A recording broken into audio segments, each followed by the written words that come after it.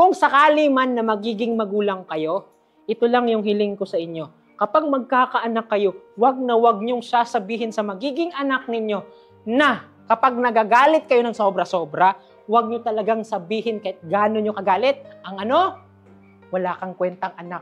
Sana hindi na lang kita ipinanganak sa mundo.